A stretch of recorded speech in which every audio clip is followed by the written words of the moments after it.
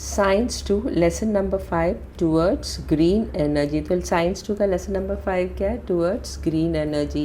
Younger standard, in younger standard you have already studied what is energy. तो energy क्या है ये younger standard में ऑलरेडी पढ़ चुके हैं। So what is energy? The capacity to do work. कोई भी काम करना हो तो उसमें एनर्जी की ज़रूरत है। पहले ह्यूमन का बेसिक नीड क्या था? फूड, क्लोथिंग और शेल्टर। लेकिन आज फूड, क्लोथिंग और शेल्टर के अलावा एनर्जी भी बहुत इम्पॉर्टेंट या बेसिक नीड हो गया है। So in modern civilisation energy has become the primary need along with food, clothing and shelter.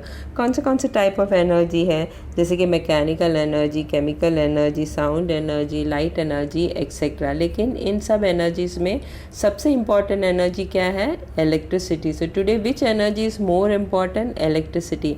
हमारे घर में बहुत सारे अप्लायंसेस है जैसे कि fan, light, TV, refrigerator, laptop, ये सब किस इलेक्ट्रिसिटी से चलता है। So we are all dependent on electricity. और अगर इलेक्ट्रिसिटी ना हो तो ये सब अप्लायंसेस नहीं काम करेगा, it will not function. So without electricity all appliances in our house will not function. So from this we come to know that electricity is very important in our life. We are all dependent on electricity. Now in this chapter, that is towards green energy, what we are going to study about? We are going to study about the various sources used for generation of electrical energy. यानी electrical energy generate करने के लिए कौन से sources use करने वाले, that we are going to study. फिर कौन सा method use करने वाले, which method is used for generating electrical energy. फिर साइंटिफिक प्रिंसिपल क्या है, इस सब जो मेथड्स यूज़ किया गया है उसका पीछे कौन सा साइंटिफिक प्रिंसिपल यूज्ड है। एडवांटेज, जो भी मेथड यूज़ करता है उसका क्या एडवांटेज है, क्या डिसएडवांटेज है, that also we are going to study. Then about green energy. Next, generation of electricity. What is generation of electricity? Electrical power plants are based on the principle of electromagnetic induction invented by Michael Faraday. तो electric power plant जहाँ पे electricity produce होता है तो उसका basic principle क्या है? Electromagnetic induction. और इलेक्ट्रोमैग्नेटिक इंडक्शन किसने इन्वेंट किया था? माइकल फैराडे ने। और इसके बारे में already science 1 lesson number 4 effects of electric current में ऑलरेडी पढ़ चुका है। Let us revise what we had studied. तो एक इसमें क्या है, इन इलेक्ट्रोमैग्नेटिक इंडक्शन में अगर मैंने एक कॉइल लिया और इस कॉइल को मैंने गैल्वेनोमीटर से कनेक्ट करना है। गैल्वेनोमीटर क्या करता है? इसमें करंट है कि नहीं वो इंडिकेट करता है। अभी ये कॉइल जो है वो सेल या बैटरी से कनेक्टेड नहीं है तो इसमें करंट नहीं हो सकता। There is no current in this coil. Why? Because it is not connected to a battery और सेल। अभी ये कॉइल के सामने अगर मैंने एक मैग्नेट रखा और ये मैग्नेट को मैंने आगे पीछे ऐसा मूव किया तो जो गैल्वेनोमीटर है वो डिफ्लेक्ट करने लगेगा। Needle of the galvanometer will deflect. Needle deflect करता है तो उसका मतलब क्या है? इसमें करंट प्रोड्यूस हो चुका है। अगर मैंने इसको स्टॉप किया, अगर मैंने मैग्नेट को मूव नहीं किया तो जो गैल्वेनोमीटर का निडल है it will come back to zero. यानी जब तक ये मैग्नेट आगे पीछे मूव होता है तब तक करंट प्रोड्यूस होता है। लेकिन जैसे ही मैंने इसको स्टॉप किया, इसका मूवमेंट स्टॉप किया तो again the needle come backs to zero. ज़रूरी नहीं है कि मैग्नेट ही मूव करना है। अगर मैंने मैग्नेट को स्टेशनरी रखा, मूव नहीं किया और सिर्फ कॉइल को आगे पीछे मूव किया तो भी गैल्वेनोमीटर का निडल डिफ्लेक्ट होने लगता है, which shows that current is passing through this coil. अभी करंट कब पास होता है? अगर मैंने मैग्नेट को आगे पीछे मूव किया, नहीं तो कॉइल को आगे पीछे मूव किया तो भी करंट प्रोड्यूस होता है। तो ऐसी टाइप ऑफ करंट को क्या बोलता है? Induce current. So this you had already studied in lesson number 4 effects of electric current में ये ऑलरेडी पढ़ चुका है। The electrical power generating machine. तो electrical power generating machine is based on this principle और इसको क्या बोलता है? Electric generator. तो इस प्रिंसिपल के बेस में जो electric power generating machine work करता है उसको क्या बोलता है? Electric generator. और इलेक्ट्रिक जनरेटर भी ऑलरेडी पढ़ चुका है in lesson number 4 effects of electric current में। The last topic was about electric generator. So such type of large generators are used in commercial power generator plant. तो commercial power generator plant में ऐसे generator use किया जाता है और ये large generator है which are used in the commercial generator plants.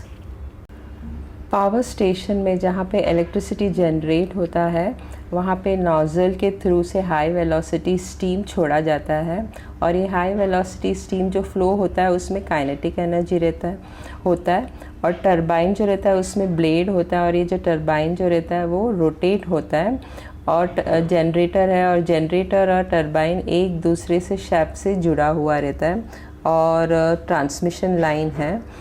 अभी जब भी now what is given over here, a turbine has blades. When flow of liquid or gas is directed on the blades of turbine, it rotates because of the kinetic energy of the flow.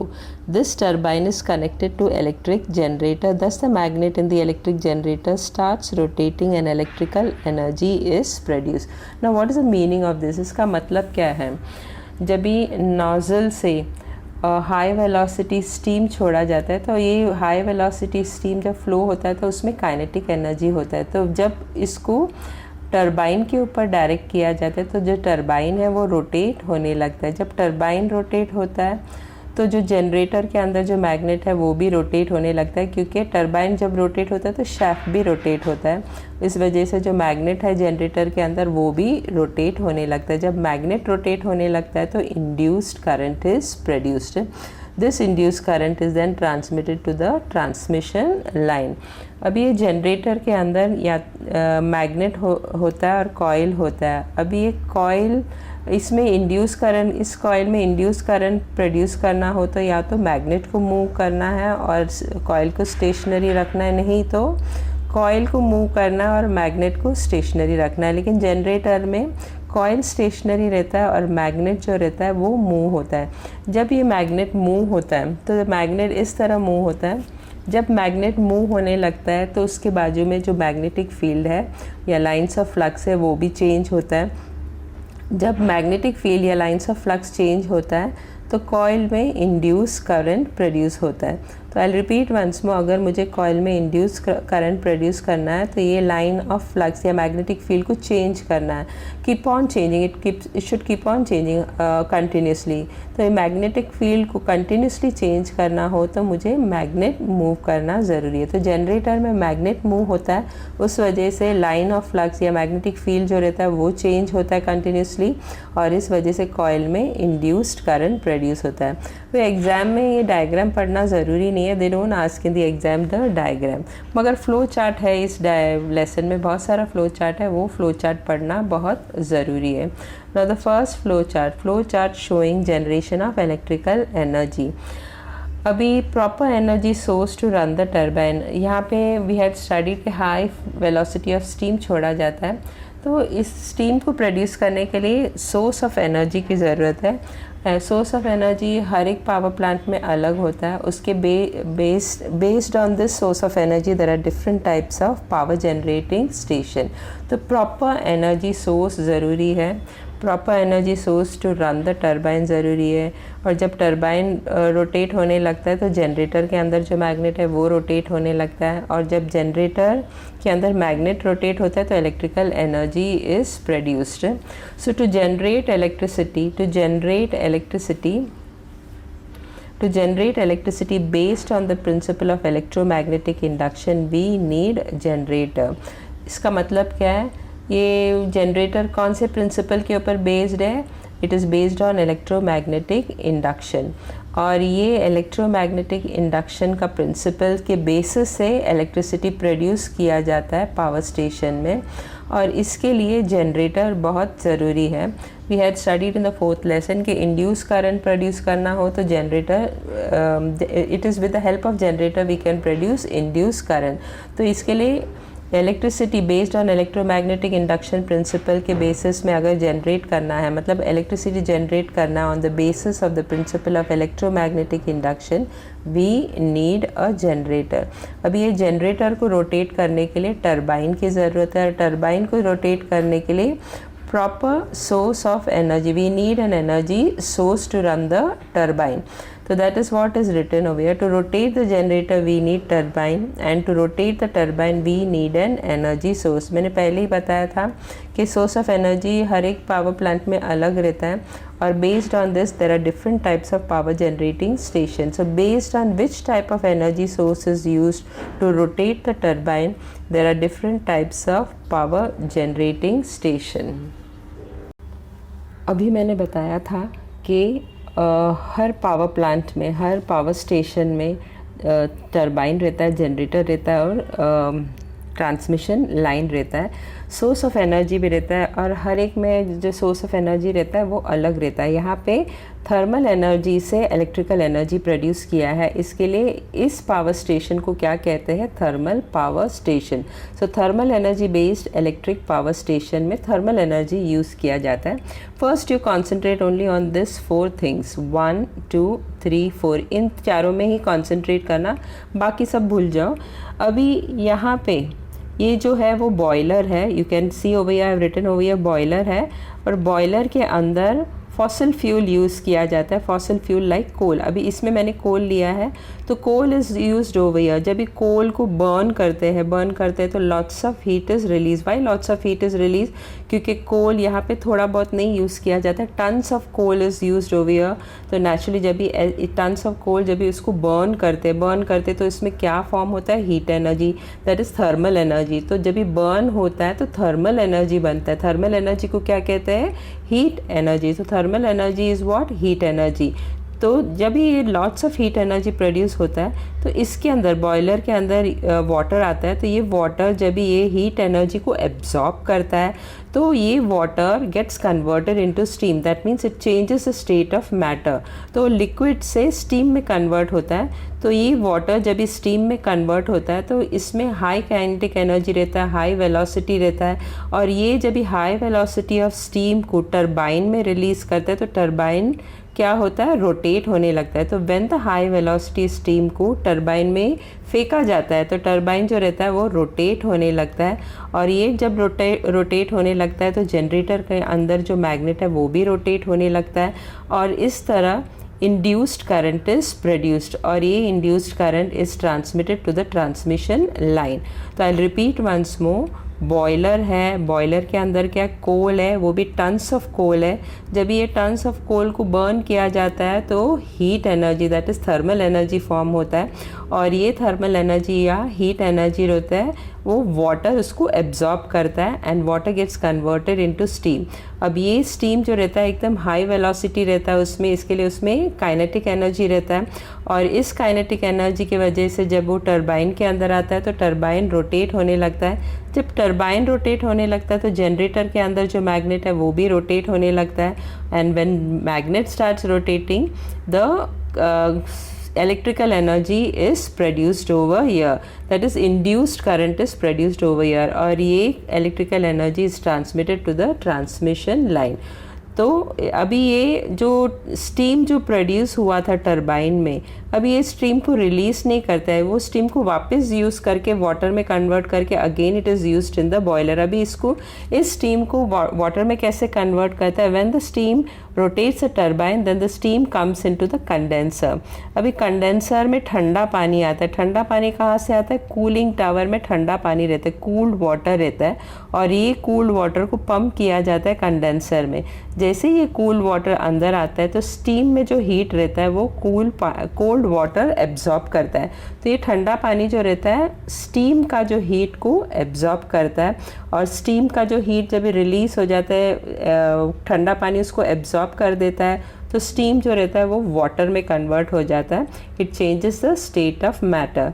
तो I repeat once मोर. जब steam turbine को rotate करता है और जब वो generator the magnet in the generator rotate करता है तो करंट प्रोड्यूस होता है, और जब करंट प्रोड्यूस होता है तो ये करंट को ट्रांसमिशन लाइन से ट्रांसमिशन लाइन में ट्रांसमिट किया जाता है, लेकिन जो स्टीम यहाँ पे यूज़ किया रहता है उसको वापस रिलीज़ नहीं करता, इट इज़ यूज्ड अगेन, वापस उसको यूज़ किया जाता है by converting the steam into water. अभी स्टीम को वाटर में कैसे कन्वर्ट करता है, जो कोल्ड वाटर जो है कूलिंग टावर में, that cold water is pumped into the condenser. This cold water absorbs the heat of the steam and cold water जो रहता है वो warm हो जाता है और steam जो रहता है वो water में convert होता है. There is a change in the state of matter.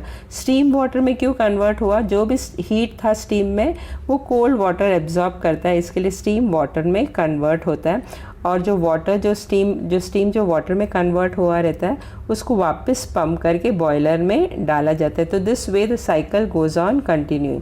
अभी ये कोल्ड वाटर जो इसमें कंडेंसर में आया था जब स्टीम का हीट एब्जॉर्ब किया तो ये कोल्ड वाटर वार्म हो जाता है और ये वार्म वाटर वापस कूलिंग टावर में डाला जाता है और again it is cooled and again it is pumped inside the condenser. So here also this cycle continuous. तो कोल्ड वाटर गर्म कैसे होता है, जो स्टीम का जो हीट एब्जॉर्ब करके वो गर्म होता है और ये गर्म पानी वापस कूलिंग टावर में डाला जाता है ठंडा करने के लिए और ये साइकिल इसी तरह कंटिन्यू होता है. तो यहाँ पे भी साइकिल कंटिन्यूसली चालू रहता है. स्टीम वाटर में कन्वर्ट होता है, वाटर वापस स्टीम में कन्वर्ट होता है. This continuously goes on. Over here cold water जो रहता है कंडेंसर में आके वार्म हो जाता है, वार्म वाटर वापस कूलिंग टावर में जाके वापस ठंडा हो जाता है. Now there are 2 towers over here. 2 tower दिखाई देता है, इसको स्टैक बोलता है, इसको कूलिंग टावर बोलता है. अभी स्टैक क्यों रखा गया है, जब भी कोल को बर्न किया जाता है और हीट फॉर्म होता है, हीट एनर्जी फॉर्म होता है तो लॉट्स ऑफ धुआं बहुत निकलता है और ये सब धुआं जो है कंबक्शन गैस है उसको स्टैक में से एनवायरनमेंट में रिलीज़ किया जाता है. उसी तरह कूलिंग टावर में जब वार्म वाटर आके ठंडा हो जाता है तो वेपर और हॉट एयर फॉर्म होता है और ये वेपर और हॉट एयर कूलिंग टावर से एनवायरनमेंट में रिलीज़ किया जाता है. थर्मल एनर्जी से ये इलेक्ट्रिकल एनर्जी प्रोड्यूस हुआ है, इसके लिए इसको थर्मल पावर प्लांट भी बोलते हैं. लेकिन ज़्यादा से ज़्यादा इंडिया में ज़्यादा से ज़्यादा थर्मल पावर स्टेशन ही है और ज़्यादा से ज़्यादा फ्यूल जो यूज़ किया, फॉसिल फ्यूल जो यूज़ किया गया है वो है coal. Coal is the mostly used in all the thermal power plant. जो ऑयल और नेचुरल गैस है वो बहुत कम यूज़ किया जाता है. तो सबसे ज़्यादा कौन सा फॉसिल फ्यूल यूज़ किया जाता है, coal. Now there are problems in this. Disadvantages are also there in thermal power station. What are the disadvantages? So disadvantages what? Problems of thermal power plant is what? Burning of coal. यहाँ पे कोल burn किया जाता है to produce thermal energy. ये बहुत सारा harmful gases release करता है जैसे कि carbon dioxide, sulphur oxide, nitrogen oxide और ये हेल्थ के लिए हानिकारक है. So which are harmful to the health.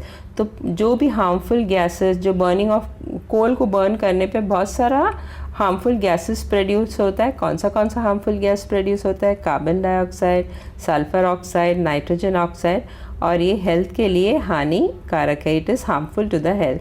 Second disadvantages क्या है? Burning of coal also releases soot particles in the air. This may cause serious health problems related to the respiratory system.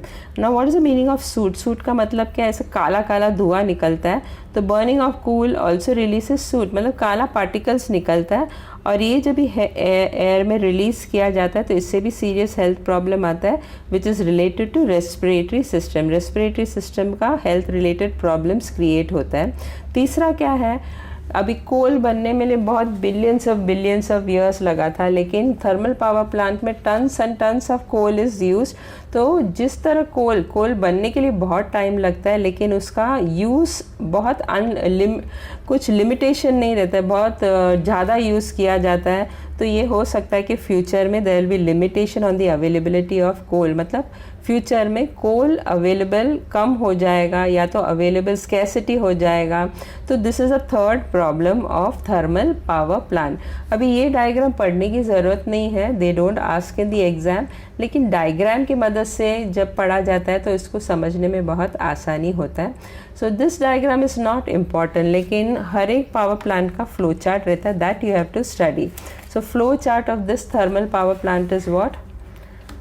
Flow chart showing the generation of electrical energy using thermal energy. तो यहाँ पे कौन सा fossil fuel use किया था? Fuel कोल। और ये fuel कोल जब भी बर्न करता है तो बर्न करता है तो हीट एनर्जी फॉर्म होता है, और उससे क्या होता है, बॉयलर में वाटर जो रहता है वो स्टीम में कन्वर्ट होता है। तो boiler for conversion of water to steam.